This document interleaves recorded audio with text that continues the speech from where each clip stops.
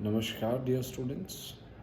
I, Harsh Inania, Assistant Professor in Government Law College Ajmer, is present before you people to deliver a lecture on the Right to Information Act.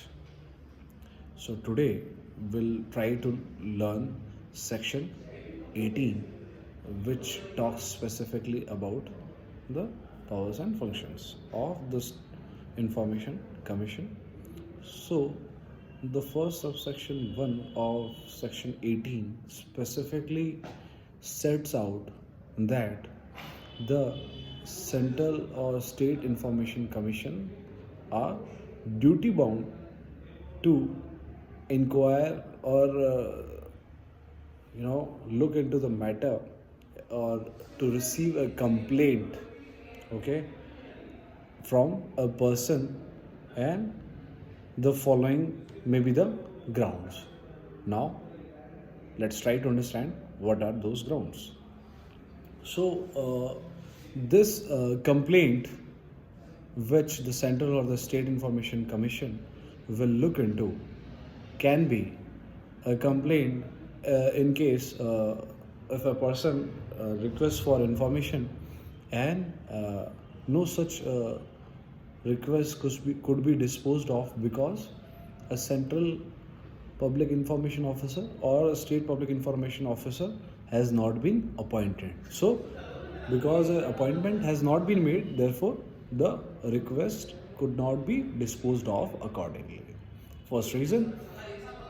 Next reason can be that the person who has raised that request for information, that request has not been forwarded, okay, or if an appeal is made, that appeal is not forwarded by the central assistant public information officer or the state assistant public information officer to the central public information officer or the state public information officer.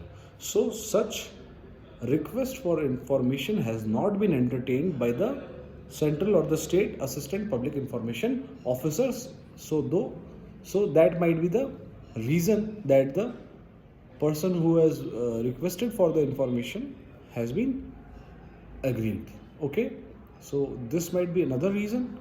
Next, let's try to understand the another reason. The another reason for making a complaint before the central or the state information commission might be that the request for the information has been refused totally. Okay, and there might be instances in which such request can be refused altogether.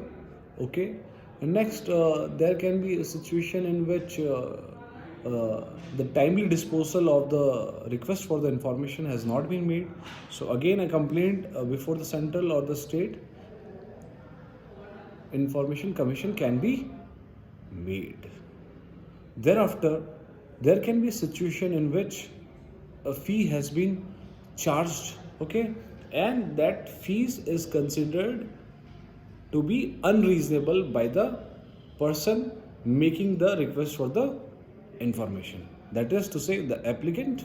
Okay, there can be another situation in which the information has been disposed of, but the information which has been provided is considered as a false or misleading information by the applicant. So these are the situations.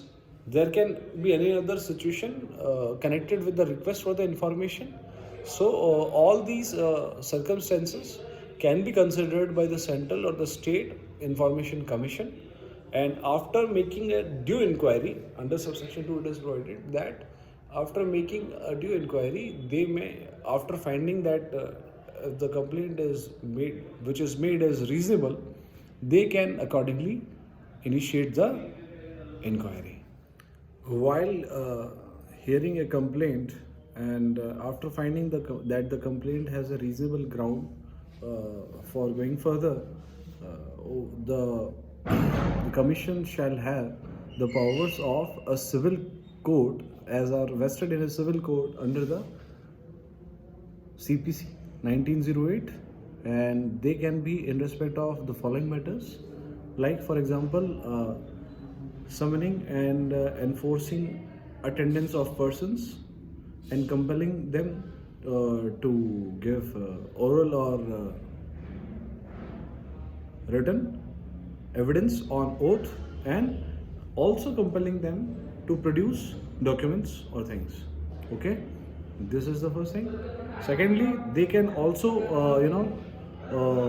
receive evidence on affidavits, and moreover requisition of public documents can also be made, etc., etc.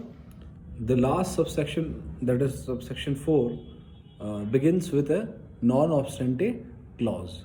So it says, notwithstanding anything contained to the contrary in any law created by the parliament or state legislature, as the case may be, or the Central Information Commission or the State Information Commission, as the case may be, may during the inquiry of the complaint may call for the record to which this act applies, okay, which is under the control of any public authority, and such information, such record will not be refused on any ground. Okay, so the condition is that the Right to Information Act must be applicable to that record, and that must be under the control of any public authority.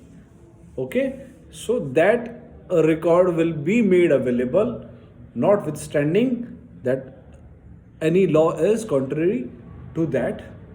Okay, so this particular subsection 4 will prevail against any other law made by the parliament or state legislature which is contrary to giving the record.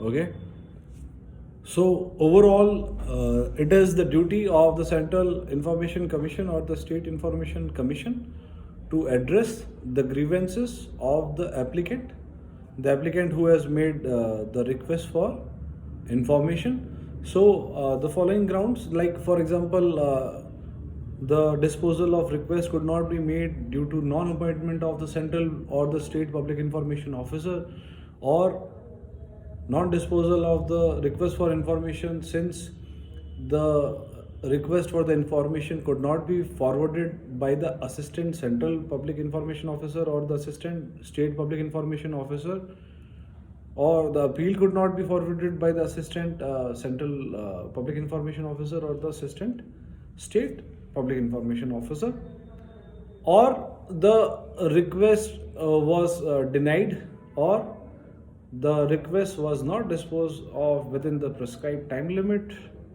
Okay, or if the information was provided and the information was false or misleading. So these are the following grievances which the applicant you can as an applicant raise before the commissions, the central or the state information commission, and they are having this duty to inquire into that. So what they will do is they will first of all inquire whether there are reasonable grounds to inquire into such complaints. If they find substance in that, then they will go for it and they will inquire about it, and thereafter make appropriate orders pertaining to the same. And while making the inquiry, it has the same powers of a civil court as mentioned in CPC. Okay, they can give directions for discovery or production of documents.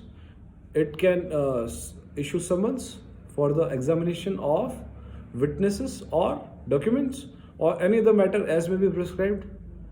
Okay, so if this Right to Information Act is applicable to any law, okay, and the record is held by the public authority, so that law cannot restrict the approach of this Right to Information Act, and the record will be provided to the applicant.